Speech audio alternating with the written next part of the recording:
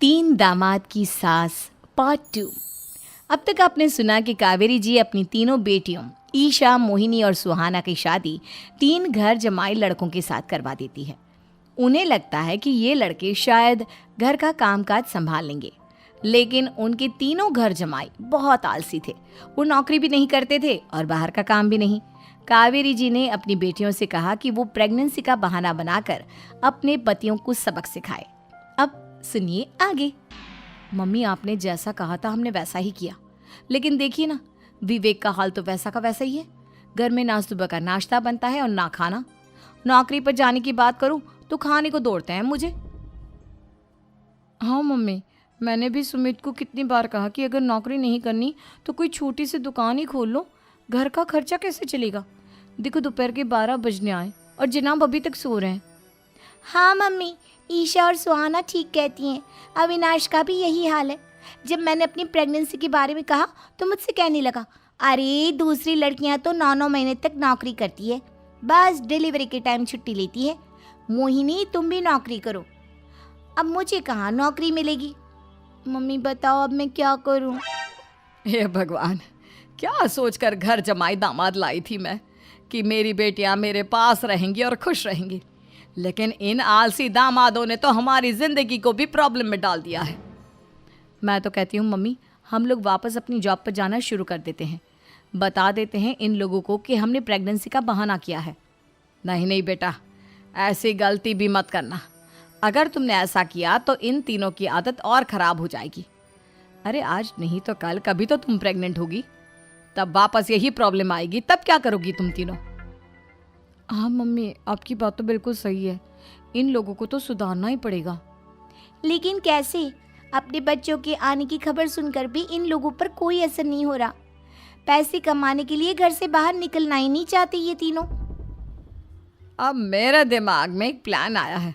तुम तीनों चिंता मत करो, उन तीनों को बुलाओ, फिर मैं बात करती हूँ।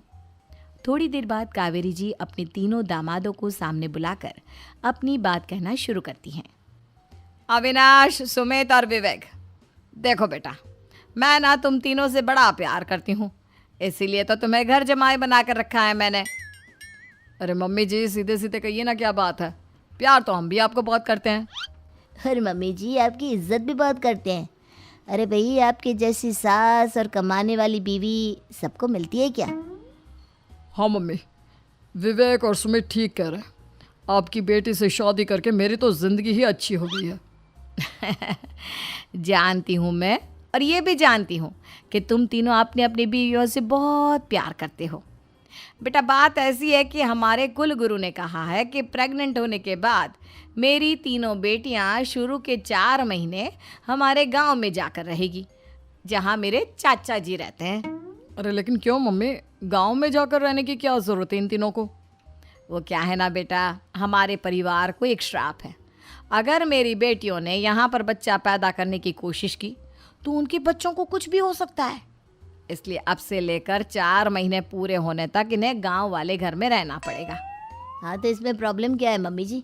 हम भी वहाँ जाकर रहेंगे, पिकनिक मनाएंगे।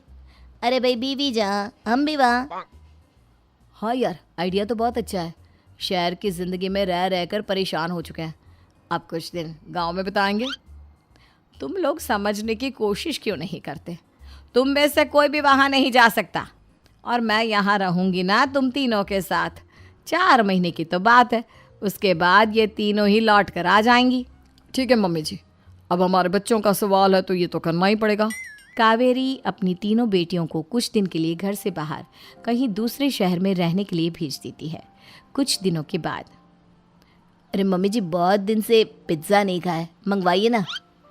क्या बताऊं बेटा, पहले तो बेटियां खर्चा दे देती थी क्योंकि उनकी नौकरी थी, लेकिन अब तो मेरे पास पैसे ही नहीं बचे। थोड़े बहुत पैसे हैं जो बच्चों की डिलीवरी में काम आएंगे।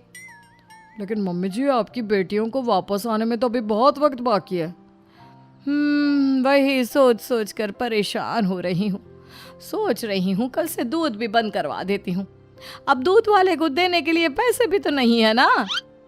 अरे नहीं नहीं मम्मी जी, अगर दूध भी बंद करवा दोगी तो मुझे चाय कहाँ से मिलेगी, और चाय के बिना मैं तो मर ही जाऊँगा। क्या करूं बेटा, इसके अलावा हमारे पास कोई ऑप्शन नहीं है, मेरे पास पैसे ही नहीं बचे। इस तरह कावेरी जी धीरे धीरे अपने तीनों दामादों को पैसे देना बंद कर देती हैं और घर में खाने पीने की चीज़ें लाना भी बंद कर देती है। अब वो तीनों बुरी तरह से परेशान होने लगे थे और इसलिए एक दिन तीनों प्लान करके घर से बाहर निकलते हैं और बाजार में जाने के बाद यार अच्छा खाना खाए हुए कितने दिन हो गए, पता नहीं कब अच्छा खाना मिलेगा। हमारी बीवियों के जाने के बाद तो हमारी हालत भिखारियों जैसी हो गई है यार।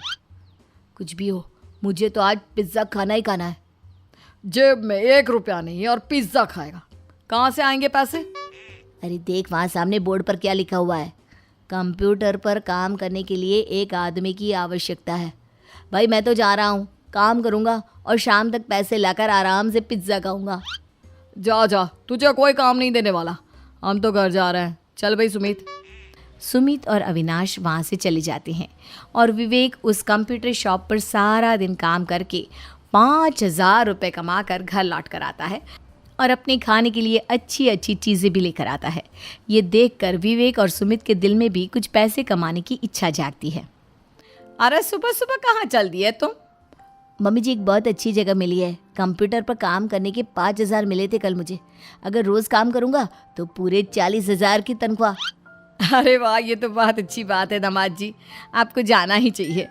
सुमित और अविनाश विवेक को इस तरह तरक्की करते देखकर परेशान हो जाते हैं और वो दोनों भी काम की तलाश में निकल पड़ते हैं। धीरे धीरे उन दोनों को भी काम मिल जाता है। अब कावेरी के तीनों दामाद छोटी मोटी नौकरी करके अच्छा पैसा कमाने लगे थे। एक दिन कावेरी उन्हें अपने पास बुलाती हैं। अरे वाह, विवेक 40,000 कमा लेता है, अविनाश 60,000 और सुमित तुम भी 40,000 के आसपास कमा ही लेते हो। कुल मिलाकर तुम अच्छे खासे पैसे कमा रहे हो बेटा। हाँ मम्मी जी, बहुत मज़ा आता है जब महीने के एंड में मोटी रकम हाथ में आती है। पूछिए मत मम्मी जी, घर में रहकर रोटी बना बना कर और तो जैसा महसूस होने लगा था मुझे तो। हाँ बेटा, तुम तीनों की बात तो बिल्कुल ठीक है और जानते हो अब तुम तीनों की पत्नियां भी वापस लौट कर आने वाली है। लेकिन मम्मी जी अभी तो उन्हें गए सिर्फ 2 महीने हुए हैं, आपने तो कहा था वो 4 महीने के बाद लौट कर आएंगी। ऐसा कुछ नहीं है बेटा, मैं सिर्फ तुम तीनों को सबक सिखाना चाहती थी कि आदमी घर में बैठकर बीवी की कमाई खाता हुआ अच्छा नहीं लगता। इस दुनिया में हर इंसान को मेहनत करनी चाहिए, काम करना चाहिए, चाहे वो औरत हो या आदमी, ताकि अपने परिवार को संभाल सके। कावेरी की बात सुनकर उन तीनों को अपनी गलती का एहसास होता है और कावेरी उन्हें सच बता देती है कि ईशा, सुहाना और मोहिनी शहर में ही कहीं दूसरी जगह रह रहे थे। शाम के वक्त उन तीनों की पत्नियां लौट कर आ जाती है और कावेरी जी का परिवार एक खुशहाल परिवार की तरह रहने लगता है।